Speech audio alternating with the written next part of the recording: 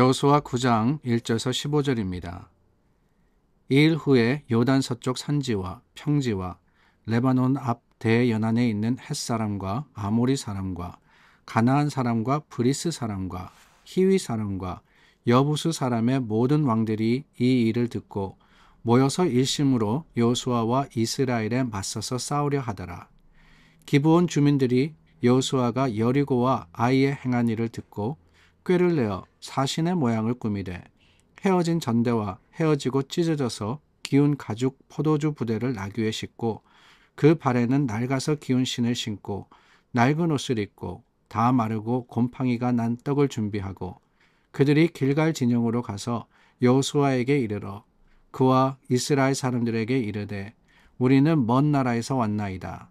이제 우리와 조약을 맺읍시다 하니 이스라엘 사람들이 히위 사람에게 이르되 너희가 우리 가운데 거주하는 듯하니 우리가 어떻게 너희와 조약을 맺을 수 있으랴 하나 그들이 여호수아에게 이르되 우리는 당신의 종들이니이다 하매 여호수아가 그들에게 묻되 너희는 누구며 어디서 왔느냐 하니 그들이 여호수아에게 대답하되 종들은 당신의 하나님 여호와의 이름으로 말미암아 심히 먼 나라에서 왔사오니 이는 우리가 그의 소문과 그가 애굽에서 행하신 모든 일을 들으며 또 그가 요단 동쪽에 있는 아모리 사람의 두 왕들 곧 헤스본 왕 시온과 아스다롯에 있는 바산 왕 옥에게 행하신 모든 일을 들었음이니이다.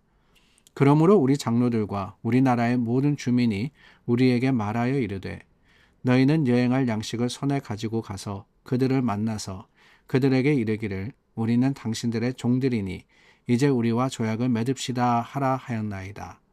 우리의 이 떡은 우리가 당신들에게로 오려고 떠나던 날에 우리들의 집에서 아직도 뜨거운 것을 양식으로 가지고 왔으나 보소서 이제 말랐고 곰팡이가 났으며 또 우리가 포도주를 담은 이 가죽 부대도 새 것이었으나 찢어지게 되었으며 우리의 이 옷과 신도 여행이 매우 길었으므로 낡아졌나이다 한지라.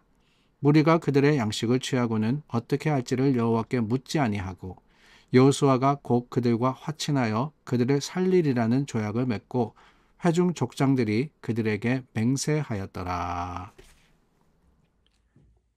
약속의 땅 가나안에 들어가서 이제는 여리고와 아이성을 차지했습니다. 그 성을 무너뜨리고 하나님의 말씀대로 모든 그 안에 있던 것들을 진멸시켰습니다. 그리고는 저희가 어제 말씀이죠. 에발산에서 율법을 낭독하고 그 율법을 지키기로 백성들과 여호수아가 다시 한번 맹세를 합니다. 그런 후에 오늘 본문의 사건이 일어납니다. 9장 1절과 2절 말씀에는 요단 서쪽 산지와 평지와 그리고 해안 연안에 있는 여러 민족들이 이 이스라엘에 대해서 듣고는 그들을 쳐서 싸우려고 그들을 이제 쫓아내려고 그렇게 계획하고 있다라는 말씀을 하고 있습니다. 그도 그럴 것이 이 이스라엘 민족 물론 그 가나안 땅에 아브라함과 그 후손들이 거주했지만 그때만 하더라도 일개 가족에 불과했습니다. 그리고는 애굽에 끌려가서 내려가서 애굽에서 오랫동안 종노릇을 하다가 돌아오는데 그 돌아오는 이스라엘이 이 가나안의 큰 성들을 무너뜨리고 있다라는 소식을 들었으니까 이 왕들이 경계하지 않을 수가 없었던 겁니다. 이들이 누구냐? 이들을 우리가 어떻게 막을 거냐? 고민하던 와중에 오늘 이 본문의 중심적인 내용이 일어납니다. 기브온 주민들이 여호수아가 여리고와 아이에 행한 일을 듣고 꾀를 내었다라고 했죠. 그 꾀가 뭐냐? 9장 전체에 나오는 말씀은 다름이 아닙니다. 이 기브온의 일부 주민들이 자신이 먼 곳에서 온 것처럼 꾸며서 여호수아와 백성들을 속인 일입니다. 왜 속였느냐? 다름이 아니죠. 하나님은 여호수아에게 그리고 이스라엘에게 가나안 땅을 차지하라. 그곳에 있는 이방 민족을 쫓아내라 라고 하셨습니다. 그렇기 때문에 가나안에 거주하는 사람들은 다 이스라엘의 적입니다. 그들을 상대해서 이겨서 쫓아내야 하는 대상인 것이지요. 그런데 문제는 뭐냐? 그렇게 가나안에 살던 사람들이 아니라면은 이스라엘이 차지해야 하는 땅은 가나안이었기 때문에 그 밖에 사는 사람들과는 사실은 상관이 없게 되는 것이지요. 그래서 이 기브온 주민들이 어떤 꾀를 내느냐. 우리가 멀리서 왔다. 그러니까 우리는 가나안에 사는 사람들이 아니다. 그런데 너희에 대한 소식을 듣고 이제 우리가 너희와 화평 조약을 맺으려고 왔다. 그러니까 우리와는 싸우지 말자라고 이렇게 속였던 것입니다. 그 속임에 의해서 여호수아와 이스라엘이 넘어가게 되죠. 왜 넘어갔느냐? 물론 기본 이 여러 주민들이 했던 일들이 있습니다. 멀리서 온 것처럼 꾸밉니다. 그리고 연극을 하죠. 근데 그 모든 일들 가운데 더 중요한 여호수아와 이스라엘이 속은 이유가 있었는데 그것은 다름이 아니라 14절 말씀입니다. 무리가 그들의 양식을 취하고는 어떻게 할지를 여호와께 묻지 아니하고 라고 했습니다. 여호와께 묻지 아니하고 여호수아가 곧 그들과 화친하여 조약을 맺고 맹세하였더라. 화친, 조약, 맹세라는 단어가 나오지 않습니까? 근데 그 이유가 어디에 있느냐? 14절은 분명히 말씀하십니다. 여호와께 묻지 않았다라고 말입니다. 참 어떻게 보면 지긋지긋합니다. 여러분 그렇지 않습니까? 여리고성을 차지하고 아이성을 차지할 때 그런 말씀을 드린 것이 기억이 나요. 하나님께 묻지 않았다.